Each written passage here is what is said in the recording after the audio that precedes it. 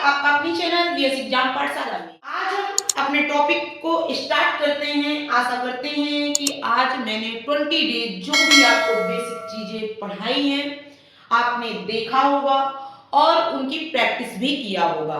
ठीक है बच्चों, आज हम इस वीडियो में क्लास 10th का बेसिक कॉन्सेप्ट ले रहे हैं, क्योंकि जो क्लास 10th का पहला चैप्टर है प्यारे बच्चों वो है आपका वास्तविक संख्याएं। यही है आपके चैप्टर का।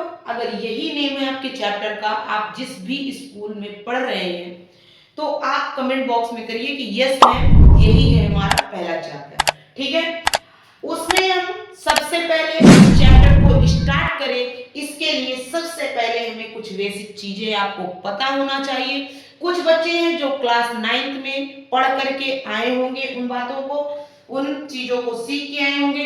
नहीं सीखा है, कुछ बच्चे वैसे ही बस पास आउट हो जाते हैं क्लास 9th में, लेकिन आपको पता है कि क्लास 9th में जैसा आपने किया है वैसे क्लास 10th में आपको बिल्कुल भी नहीं, आप फेल हो जाएंगे। तो इसलिए ज्यादा कुछ भी नहीं मैं इसमें बताती हूँ। सबसे पहले आती हूँ अपने टॉपिक पे, और जो आपका टॉपिक है संख्या पद्धति यानी नंबर सिस्टम, इसके बारे में बात करें तो आपको संख्याओं को आपको पता है कि दो पार्ट में डिवाइड किया गया है। पहला है आपका वास्तविक संख्या और दूसरी है आपकी काल्पनिक संख्या। जो आपकी वास्तविक संख्या है उसको आप बोलते हैं रियल नंबर, और जो आपकी काल्पनिक संख्या है वो होती है इमेजिनरी नंबर। ठीक है, यहां तक आज हम इस वीडियो में सिर्फ और सिर्फ इसी की बात करेंगे, क्योंकि जो हमारा टॉपिक है वो आपका वास्तविक संख्या से ही रिलेटेड है। इमेजिनरी नंबर में सिर्फ आपको एक बात याद रखनी है कि इसको हम आयोटा से डिनोट करते हैं, यानी आयोटा, इसको क्या पढ़ते हैं आयोटा, और आयोटा स्क्वायर की जो वैल्यू होती है वो -1। ये दो चीजें आपको याद रखना है काल्पनिक संख्याओं में। इसके अलावा कुछ भी आपको इमेजिनरी संख्या में पढ़ने की जरूरत नहीं है। जब ऐसा टॉपिक आएगा उसमें भी आपको बताया जाएगा। ठीक है, इसमें आपको बात करना है सबसे पहले जो आपकी वास्तविक संख्याएं हैं उनको दो पार्ट में डिवाइड किया गया है। पहली आपकी परिमेय संख्या है, दूसरी आपकी अपरिमेय संख्या है, जिसको हम बोलते हैं रेशनल नंबर, और जो आपकी अपरिमेय संख्या इरेशनल नंबर। ठीक है, यहां तक आपको पता चल गया कि आपकी जो संख्याएं हैं उनको कितने पार्ट में डिवाइड किया गया है। नाम भी आपको लर्न हो गए। ठीक है, अब बढ़ते हैं आगे। ठीक है, सबसे पहले हम सीखेंगे परिमेय संख्या। क्या होती है परिमेय संख्या? वे संख्याएं जिनको आप p बाई q के रूप में लिख सकते हैं वो सारी संख्याएं आपकी परिमेय संख्याएं होंगी। बस शर्त आपको याद रखना है कि जो आपका q है वो डज नॉट इक्वल टू 0, यानी q जो है वो 0 के बराबर नहीं होगा। ये आपकी परिमेय संख्या की डिफिनेशन बोलती है। जैसे आप लिख सकते हैं 5/6, 7/5, लेकिन शर्त आपको क्या रखना है, आप इसको 5/0 भी कर सकते हैं, लेकिन जैसे ही 0 कर दिया वो आपका क्या हो जाएगा, रॉन्ग। क्यों? क्योंकि जब आप 0 रख देंगे तो ये संख्याएं क्या हो जाएंगी, अनंत। मतलब क्या है, 0 का कोई भी, तो ये क्या कह रहा है कि क्यों कभी भी 0 नहीं होगा। कुछ बच्चे क्या करते हैं, 0 क्या है डिनोमिनेटर में करते हैं, न्यूमिनेटर में आपका 0 हो सकता है। अगर आप इसको 0/5 कर देंगे तो ये आपकी परिमेय संख्या है, लेकिन आपको क्या है डिनोमिनेटर में 0 नहीं करना है। ये आपकी परिमेय संख्या कहती है कि जिन संख्याओं को आप p/q के रूप में लिख सकते हैं, सिंगल आपका 1, ये आपकी परिमेय संख्या है। क्यों? क्योंकि क्या हम बटे में 1 नहीं इसको बना सकते हैं, p/q के रूप में बन गया 5, ओनली 5, ये आपकी क्या है परिमेय संख्या है। क्यों? क्योंकि डिनोमिनेटर में हम क्या 1 नहीं लगा सकते, बताइए। लेकिन आपकी कभी भी जो आपका डिनोमिनेटर में है 0 नहीं होगा, यानी q कभी भी 0 के बराबर नहीं होगा। इस बात को आपको याद रखना है। चलिए इसकी डेफिनेशन लिखवाते हैं।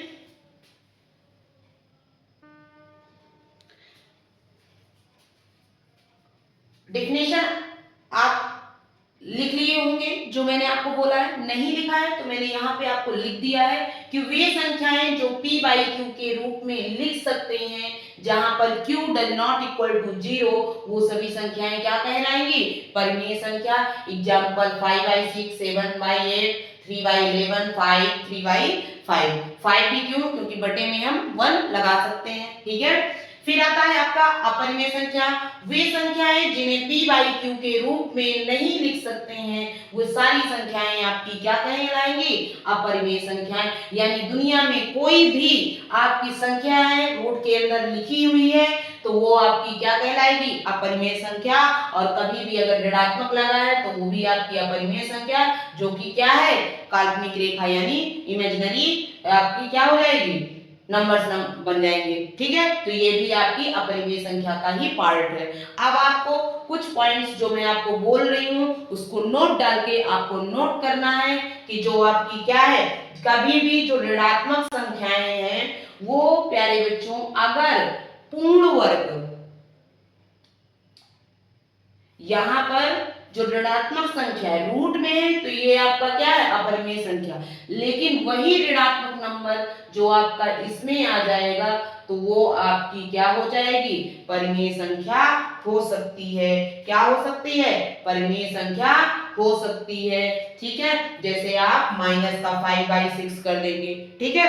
और दूसरा पॉइंट आपको नोट करना है कि रूट के अंदर कभी भी जो माइनस लगा हुआ है वो कभी भी रेशनल नंबर नहीं होगा। इस बात को भी नोट में आपको डाल के राइट कर लेना है। और ये बात आपको पता होगी कि जब भी इंपॉर्टेंट पॉइंट या नोट आपको लिखवाई जाती है वो मोस्ट इंपॉर्टेंट होती है। फिर इसके बाद आपको डालना है कि अगर अंडर रूट के अंदर कोई भी संख्या पूर्ण लिखी हुई है तो वो हमारी अब क्या है? परिमेय संख्या के अंतर्गत आएगी। पूर्ण वर्ग मतलब जिसका क्या है? स्क्वायर। यहाँ पे परफेक्ट स्क्वायर क्या हो जाएगा? स्क्वायर। जैसे आप क्या है यहाँ पे आप एग्जांपल समझिए, यहाँ पे अंडर रूट क्या लिखा है? 25। तो जो 25 है वो किसका है प्यारे बच्चों? 5 का स्क्वायर नहीं है। तो क्या हम इसको 5 गुणे 5 नहीं लिख सकते? 5 into 5। तो क्या ये यहाँ पे जब अंडर रूट से हटेगा तो क्या ये 5 बाहर आएगा? नहीं। तो क्या ये भी आपका क्या है? परिमेय संख्या बन गई, रेशनल नंबर बन गई ना। तो जो आपका रूट के अंदर कोई भी संख्या लिखी हुई है और वो प्यारे बच्चों क्या हो?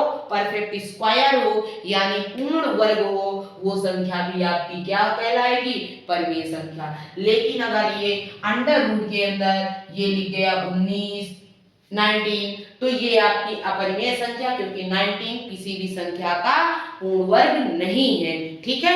यहां तक आशा करते हैं कि आप सीख गए होंगे, ठीक है। बढ़ते हैं आगे। यहाँ पर परिमेय संख्या को 3 पार्ट में डिवाइड किया गया है। पहली आपकी जो है वो प्राकृतिक संख्या जिसको आप बोलते हैं नेचुरल नंबर। इसके बाद आता है आपका पूर्ण संख्या जिसको बोलते हैं होल नंबर। इसके बाद आपको बोलते हैं पूर्णांक जिसे बोलते हैं क्या? इंटीजर। तो इन तीनों पार्ट में डिवाइड किया गया है किसको? परिमेय संख्या में। क्या होती है प्राकृतिक संख्याएं? तो आपको पता होगा, नहीं पता है तो चलिए मैं बता देती हूँ कि वे संख्याएं जो गिनने की क्रिया करती हैं, यानी कोई भी गिनती की जो संख्या होती है वो क्या कहलाती है? प्राकृतिक संख्याएं। यानी जिन संख्याओं को गिन सकते हैं। तो ये आपका क्या हो जाएगा? 1 से 1 2 3 4 5 डैश इनफिनाइट तक, यानी अनंत तक प्यारे बच्चों प्राकृतिक संख्याएं चली जाएंगी। इनका कोई अंत नहीं है कि अंतिम संख्या कौन सी होगी। कोई बोलेगा क्या कि बताइए सबसे छोटी प्राकृतिक संख्याएं क्या है? तो 1। सबसे बड़ी प्राकृतिक संख्याएं क्या है? तो उसको हम डिफाइन नहीं कर सकते कि कौन सी संख्या क्या होगी, आपकी बड़ी संख्या होगी, ठीक है। ये बात आपको याद रखना है। फिर जितने भी आपके पॉजिटिव इंटीजर्स, नहीं यहाँ पर जो आपका क्या है सीख गए होंगे। अब आते हैं, बढ़ते हैं होल नंबर मतलब पूर्ण संख्याएं। तो आप क्या बोलेंगे कि अगर प्राकृतिक संख्याओं में 0 लगा दिया जाए और 1 2 3 4 इसी तरह ये भी अनंत तक चली जाएंगी, इनका भी कोई अंत नहीं है। यानी क्या है, प्राकृतिक संख्याओं में अगर 0 को और ऐड कर दें तो बन जाएगा आपका पूर्ण संख्या यानी होल नंबर। ठीक है, अब आते हैं और यहाँ पे कोई अगर क्वेश्चन आपसे पूछे कि बताइए सबसे छोटी पूर्ण संख्या क्या होगी, तो आपकी 0। सबसे छोटी प्राकृतिक संख्या है तो 1, लेकिन सबसे बड़ी पूर्ण संख्या या प्राकृतिक संख्या है तो आप किसको नहीं बता सकते हैं कि कौन सी छोटी संख्या बड़ी संख्या होगी। ठीक है, अब आपको यहाँ पे 2 क्वेश्चन याद करना है कि जो आपका प्राकृतिक संख्याएं हैं वो आपकी क्या है, पूर्ण संख्याओं में आती हैं, लेकिन पूर्ण संख्याएं कभी भी प्राकृतिक संख्याएं नहीं होंगी क्योंकि 0 आपका प्राकृतिक संख्या नहीं है। इस बात को याद रखना है और बोर्ड एग्जाम में अक्सर पूछ लिया जाता है ट्रू फॉल्स में ऐसे क्वेश्चन। ठीक है, तो इन पॉइंटों को जो मैं बीच बीच में बोल रही हूँ उनको नोट भी करते चलना है, क्योंकि अगर मैं ऐसे नोट करूंगी प्यारे बच्चों तो वीडियो बहुत ही ज्यादा बड़ा हो जाएगा। ठीक है, अब आते हैं इंटीजर्स, मतलब ये कह रहा है कि इनको क्या है, जो आपका पूर्णांक है वो आपके क्या है कि इनको आपका जो है ये आपकी माइनस भी होती हैं और ये आपकी क्या है, प्लस भी होती हैं। तो यहाँ पे सीधे आपको लिख देना है 0 और इधर जो आपकी होंगी किधर, राइट हैंड साइड उधर आपकी पॉजिटिव नंबर्स होते हैं और जो आपका लेफ्ट साइड होते हैं वो आपके निगेटिव नंबर्स होते हैं। और ये भी आपका इंफिनाइट तक चला जाएगा, माइनस इंफिनाइट तक, और ये भी आपका डैश प्लस इंफिनाइट तक चला जाएगा। यानी इनका भी, इंटीजर्स का भी कोई अंत नहीं है। ठीक है, संख्याओं में जो आपकी क्या है, धनात्मक संख्याएं होती हैं वो आपकी प्राकृतिक संख्याएं होती हैं। यानी सभी पॉजिटिव इंटीजर्स वो आपके नेचुरल नंबर कहलाते हैं। ये आपको याद रखना है। ठीक है, कि जितने भी हमारे पॉजिटिव इंटीजर्स होते हैं वो आपके नेचुरल नंबर होते हैं। ठीक है, ये बात आपको याद हो गई। फिर इसके बाद आपसे आता है कुछ जो आपको सम और विषम संख्याओं के बारे में पूछ लिया जाता है, क्योंकि ऑलरेडी आपका ये क्या है, सिलेबस का पार्ट है, ये चीजें आपको पता होना चाहिए। तो सम संख्याएं जिनको बोलते हैं इवन नंबर, क्या बोलते हैं, इवन नंबर, और विषम को क्या बोलते हैं, ऑड नंबर। क्या बोलते हैं, ऑड नंबर। से अगर पूरी तरह से क्या है डिवाइड हो जाएंगी तो वो सम संख्याएं हैं, 2 से पूरी तरह से डिवाइड नहीं होगी तो वो आपकी विषम संख्याएं यानी ऑड नंबर होती हैं। अब आप सोचेंगे कि मैम ये बताइए, अगर हमें कोई बड़ा नंबर दे दिया जाए तो क्या हम उसको 2 से भाग करते रहेंगे? नहीं ना। जैसे आपको 13 दे दिया गया और बोल दिया गया कि बताइए ये सम है कि विषम है, तो आपको ये डिफिनीशन याद है कि 2 से आपको डिवाइड करना है। अगर पूरी तरह डिवाइड हो जा रहा है तो ये आपकी क्या है, सम संख्या है, और अगर पूरी तरह नहीं डिवाइड हो रहा है तो ये आपकी विषम संख्या है। ठीक है, तो यहाँ पे आपको क्या करना है, सबसे पहले 2 का आपको भाग देना है, तो 2 छक्का 12, क्या हो गया 12, और यहाँ पे कितना बच गया 1। क्या ये पूरी तरह से डिवाइड हुई संख्या?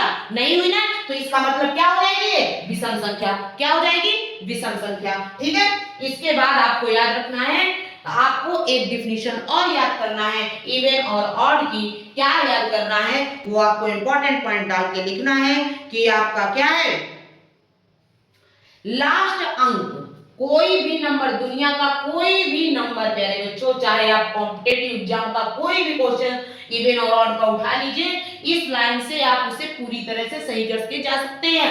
कोई भी नंबर अगर लास्ट डिजिट यानी यूनिट प्लेस का कोई भी नंबर अगर 2 के पहाड़े में आ रहा है तो वो नंबर आपका इवन नंबर कहलाएगा, और वो लास्ट का नंबर क्या है, 2 के पहाड़े में नहीं आ रहा है तो वो आपका ऑड नंबर कहलाएगा। जैसे एक बहुत ही बड़ा मैं आपका नंबर ले रही हूँ, ये आपका 79652, लास्ट में पूरा नंबर नहीं देखना, सिर्फ लास्ट का यूनिट प्लेस का नंबर देख लेना है और तुरंत टिक कर देना है। 2 के पहाड़े में आ रहा है इसका मतलब आपका सम है, 2 के पहाड़े में नहीं आ रहा है इसका मतलब ऑड है। ये बात आपको सम और विषम में याद रखना है। और बाकी डिफिनेशन मैंने सिंपल सी बता दी कि जो नंबर दो से क्या है पूरी तरह से डिवाइड हो जाए, विभाजित हो जाए, वो आपकी सब संख्याएं यानी इवन नंबर कहलाएंगे। और जो संख्याएं आपकी पूरी तरह से डिवाइड नहीं होंगी वो आपकी विषम संख्याएं कहलाएंगे। ये आपको परिभाषा आपको याद रखना है, ठीक है। आशा करते हैं आपने नोट कर लिया होगा। और बच्चों अगर आप बोर्ड एग्जाम में 2027 बोर्ड एग्जाम में अगर बहुत अच्छा स्कोर करना चाहते हैं तो इस चैनल को जरूर से जरूर सब्सक्राइब कर लीजिए। और मैं इस बात का दावा करती हूँ मेरे बच्चों कि बहुत ही बेहतरीन तरीके से आपको इस बोर्ड एग्जाम की तैयारी करवा के जाऊंगी, ठीक है। जिस सब्जेक्ट को मैं इस चैनल पे पढ़ाऊंगी दिल पे उतार के जाऊंगी, इस बात का मैं वादा करती हूँ, ठीक है। अगर आप अभी भी मेरा फेस देखें तो पूरा आपका पसीने से लथपथ है मेरे बच्चों। लेकिन कहीं ना कहीं अगर इतनी शॉर्ट और ट्रिकी जो डिफिनेशन है, आपका मेथड है, वो लेकर के आई हूं तो मेरे बच्चों इसके पहले मैंने कई सारी मेहनत की है, इसके बाद ही आपके पास यहाँ पे चीजें लेकर के मैं हाजिर हूँ, ठीक है। तो इस बात को आपको मेरी मेहनत के लिए एक प्यारा सा लाइक जरूर कर देना है। और चैनल को नहीं है सब्सक्राइब किया तो अभी जस्ट सब्सक्राइब कर लीजिए, ठीक है, जिससे आने वाले वीडियो के नोटिफिकेशन सबसे पहले मेरे बच्चों आप तक पहुंचे। आइए बढ़ते हैं। विषम संख्या के बाद आपका आता है और एक नोट पॉइंट आपको हमेशा याद रखना है, जो जीरो है वो आपका कौन से नंबर में आता है, सम। जीरो हमेशा इवन नंबर में आएगा, ठीक है। आइए बढ़ते हैं और सीखते हैं क्या जो आपका नेचुरल नंबर आपने पढ़ा है उसके प्यारे बच्चों n पदों का योग कैसे निकालेंगे। कैसे आप नेचुरल नंबर में n पदों का योग निकालेंगे। तो यहाँ पर प्राकृतिक संख्याओं के n पदों का जो योग होता है यहाँ पे आप लिखेंगे प्राकृतिक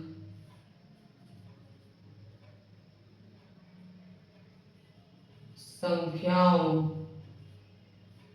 के n पदों का योग। ये होता है पहले बच्चों n प्लस 1 और बाई में 2।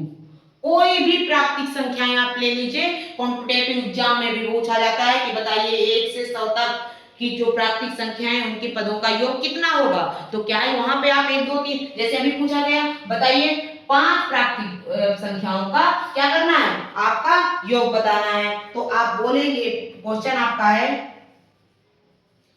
प्रथम 5 प्राकृतिक संख्याओं का योग। तो यहां पे आपने क्या किया, तुरंत आपको क्या है नंबर याद है, प्राकृतिक संख्या 1 2 3 4 5, तुरंत आपने क्या किया इन नंबरों को ऐड किया और बोल दिया कितना हो जाएगा 1 2 3 4 5। तुरंत आपने ऐड किया कि 5 4 क्या हो जाएगा 9 9 और 3 क्या हो जाएगा 12 और 12 का 2 कितना हो जाएगा 14 और 14 1 क्या हो जाएगा आपका 15। तो इसका आप आंसर तुरंत झटाक से दे दिया, इसका आंसर कितना हो जाएगा 15। लेकिन अगर वहीं बोल दिया जाए बताइए प्रथम 50 प्राकृतिक संख्याओं का, तो क्या आप उन संख्याओं को जोड़ते रहेंगे, कुछ नहीं, सिर्फ बोला गया कितनी 50, कितनी प्रथम 50 संख्याएं। तो आपका ये जो आपका 50 है ना वो आपका क्या है n, क्या है n। तुरंत इस फॉर्मूले में रख दीजिए और तुरंत आपका आंसर फेंक के दे देगा। तुरंत आप इसमें आंसर करिए, ये आपका क्या हो जाएगा 50 और कितना हो जाएगा 50 प्लस 1 51 बटे में 2 2 25 क्या हो जाएगा 50 और 25 का इंटू 51 कर लीजिए प्यारे बच्चों, वही आंसर होगा। अगर ना हो तो वीडियो प्यारे बच्चों छोड़ दीजिए, भी यहीं पे छोड़ के आप चले जाइए। और अगर अच्छा लगा हो ये ट्रिक तो लाइक कर दीजिए। कॉम्पिटेटिव एग्जाम के लेवल की मैं आपको मैथ इसमें बता रही हूँ, ठीक है, बेसिक टू एडवांस। यहां तक समझ में आ गया। बढ़ते हैं आगे। अगर आपसे पूछ लिया जाए कि प्रथम सम संख्याओं, प्रथम 10 सम संख्याओं का योग बताइए, तो जब प्यारे बच्चों सम बोलेगा तो वहां पर जो आपने क्या लिखा है प्राकृतिक संख्याओं में n, तो वहां पे जो n प्लस 1 ओनली यही है, क्या हो जाएगा आपका उसका फॉर्मूला, ठीक है। वहां पे जो बटे में 2 है वो सम संख्याओं के लिए क्या हो जाएगा हट जाएगा। इसी तरह अगर बोला जाए प्रथम क्या है विषम संख्याओं का n पदों का योग, तो वहां पे विषम के लिए क्या है सम के लिए है फॉर्मूला, और वहीं विषम के लिए क्या हो जाएगा सिर्फ और सिर्फ क्या हो जाएगा बताइए अगर किसी को पता हो नहीं पता है तो चलिए केवल इसका n का स्क्वायर यानी क्या n इंटू n कर देना है, यानी जो भी नंबर पूछा गया है उसका 2 बार गुणा कर देना है। ये आपका विषम संख्याओं के लिए होगा, विषम संख्याओं के n पदों का योग इस फॉर्मूले से आपको निकल आएगा। अगर मजेदार ये ट्रिक लगी हुई और ये फॉर्मूला अगर लर्न हो गया हो, मैंने बताया प्राकृतिक संख्याओं के लिए क्या करना है, n इंटू में क्या है n प्लस 1 बाई में 2, और अगर आपका क्या है सम संख्याओं के लिए तो n और n प्लस 1, और अगर आपका विषम है तो n स्क्वायर। ठीक है, ये आपको याद रखना है पदों n पदों का योग निकालने का जो फॉर्मूला है। चलिए और थोड़ा सा कुछ बातें पाई के बारे में बात कर लेते हैं। जो पाई है वो एक ग्रीक भाषा का शब्द है, ठीक है, ग्रीक भाषा से, और इसका जो मान होता है वो आपका क्या होता है 22/7, अगर दशमलव में है तो 3.14, और पाई जो आपका होता है वो 180 डिग्री भी आपका लिखा जाता है, इसको भी आपको नोट कर लेना है। ठीक है, यहां तक समझ में आ गया। और आइए बढ़ते हैं थोड़ा सा और चीजों को सीखते हैं एलसीएम और एचसीएफ के बारे में। एचसीएफ क्या होता है, वह सबसे बड़ी संख्या जो दी गई संख्याओं को पूरी तरह से विभाजित कर सके, यानी वह सबसे बड़ी संख्या जो दी गई संख्याओं को पूरी तरह से विभाजित कर दे, वो आपकी होती है क्या एचसीएफ, जिसको बोलते हैं हाईएस्ट कॉमन फैक्टर, हिंदी में बोलते हैं महत्तम समावर्तक। इसी तरह जो आपका एलसीएम होता है वह सबसे छोटी संख्या, ये इसमें बोल रहा था सबसे बड़ी संख्या, सबसे छोटी संख्या जो दी गई संख्याओं को पूरी तरह से विभाजित कर दे, तो वो आपकी क्या कहलाएगा एलसीएम, यानी लोएस्ट कॉमन फैक्टर, जिसको बोलते हैं लघुत्तम समावर्तक। ठीक है, यहां पर आपको कुछ नहीं करना, छोटी क्लासों में आशा करते हैं आपने एचसीएफ और एलसीएम करना सीखा होगा, नहीं सीखा है तो मैं चलिए यहाँ पे थोड़ा सा आपको बता देती हूँ। ठीक है, चलिए थोड़ा सा यही संख्या को मैं ऊपर यहाँ पे थोड़े से आपको बता देती हूँ। ज्यादा डिटेल में अगर आप एलसीएम और एचसीएफ के बारे में जानना चाह रहे हैं तो अभी तक प्यारे बच्चों जो मैंने बेसिक कॉन्सेप्ट से रिलेटेड एक प्लेलिस्ट मेरे चैनल पे होगी, 20 डेज मैंने जो बेसिक कॉन्सेप्ट पढ़ाया है उसमें से आपका एलसीएम और एचसीएफ के बारे में एक प्लेलिस्ट है, कैसे निकालते हैं पता चल जाएगा, उसमें आप डिटेल में देख सकते हैं। इसमें ज्यादा डिटेल में नहीं बता पाएंगे क्योंकि ऑलरेडी वीडियो बड़ा हो चुका है। इसमें अगर आपको निकालना है तो आपके क्या करेंगे 8 के फैक्टर आपको अलग करना पड़ेगा, इसी तरह फिर इसके बाद आपको 12 के फैक्टर अलग करना पड़ेगा और 14 के आपके फैक्टर अलग करना होगा। फैक्टर पढ़ना मैंने आपको बताया कि छोटे से छोटी नंबर से आपको क्या करना है भाग देना स्टार्ट करना। 2 चर को 8, 2 दूनी 4, 2 1 2। ठीक है, तब तक काटना है जब तक 1 नहीं आ जाए, फिर 2 छम 12, 2 3 6, 3 एकम 3। ठीक है, यहाँ पे क्या हो जाएगा 2 सत्ते 14, 7 एकम 7। ठीक है, सिर्फ यही हो जाएगा। अब यहाँ पर इन संख्याओं का तो ये 8 के कितने फैक्टर हैं 12 के 14 के, इसके 2 गुणे 2 गुणे 2, इसके कितने हैं 2 गुणे 2 गुणे 3, इसके कितने हैं 2 गुणे 7। अब यहाँ पे पूछ रहा है हाईएस्ट कॉमन फैक्टर, जो तीनों में कॉमन हो, हाईएस्ट मतलब सबसे क्या हो बड़ा, तो वो आपका कहलाएगा क्या तीनों में कौन सा नंबर कॉमन है ओनली 2, कौन सा 2, तो यही आपका 8 12 14 का एचसीएफ क्या निकल के आएगा 2, क्या निकल के आएगा 2। और लेकिन यहीं पर अगर आपको एलसीएम इसी का निकालना होगा तो एलसीएम निकल के आएगा आपका, इन्हीं संख्याओं को क्या कर देना है एक साथ राइट कर लेना है 8 12 14, काटना स्टार्ट कर दीजिए, एक साथ करना है। 2 चर को 8 जो कट रहा है इसको काटिए, जो नहीं है तो उसको एडिट ऐसे रखिए, 2 छम 12, 2 सत्ते 14, 2 दूनी 4, 2 तिहाई 6 और 7 नहीं कर रहा है एडिट मतलब एडिट इसको ऐसे ही रखिए। फिर 2 से 2 एकम 2 और 3 नहीं है तो आपका ऐसे ही रहेगा, फिर 3 से 3 एकम 3 और 7 नहीं कटेगा तो ये ऐसे ही रह जाएगा, फिर 7 एकम 7। अब ये क्या है 1 1 आ गया।